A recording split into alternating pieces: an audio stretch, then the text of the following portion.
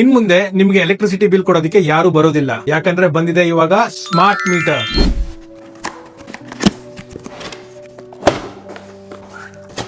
ಹಳೆ ಎಲೆಕ್ಟ್ರೋಸ್ಟಾಟಿಕ್ ಮೀಟರ್ಗೂ ಮತ್ತೆ ಈ ಸ್ಮಾರ್ಟ್ ಮೀಟರ್ಗೂ ಏನ್ ವ್ಯತ್ಯಾಸ? ಹಳೆ ಮೀಟರ್ ಅಲ್ಲಿ ನಿಮ್ಗೆ ತಿಂಗಳಲ್ಲಿ ಎಷ್ಟು ಯೂನಿಟ್ ಯೂಸ್ ಮಾಡಿದೀರಾ ಅಂತ ಗೊತ್ತಾಗ್ತಾ ಇತ್ತು.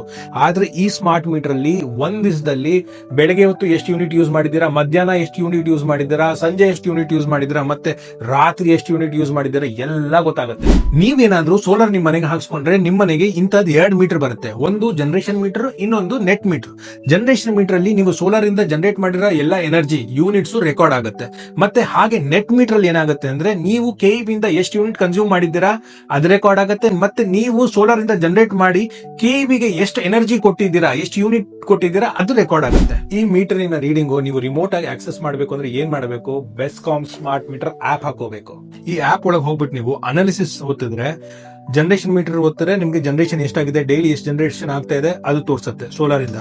ಮತ್ತೆ ನೆಟ್ ಮೀಟರ್ ಹೋಗ್ಬಿಟ್ರೆ ನೀವು ಎಷ್ಟು ಎಕ್ಸ್ಪೋರ್ಟ್ ಮಾಡಿದ್ದೀರಾ ಮತ್ತೆ ಎಷ್ಟು ಇಂಪೋರ್ಟ್ ಮಾಡಿದ್ದೀರಾ ಅದ್ರ ರೀಡಿಂಗ್ಸ್ ಕಂಪ್ಲೀಟ್ ಆಗಿ ತೋರಿಸುತ್ತೆ. ಈ ತರ ಸೋಲಾರ್ ರಿಲೇಟೆಡ್ ಮತ್ತು ರಿನ್ಯೂಬಲ್ ಎನರ್ಜಿ ರಿಲೇಟೆಡ್ ಇನ್ಫಾರ್ಮೇಶನ್ ಗೋಸ್ಕರ ನಮ್ ಪೇಜ್ ನ ಫಾಲೋ ಮಾಡಿ.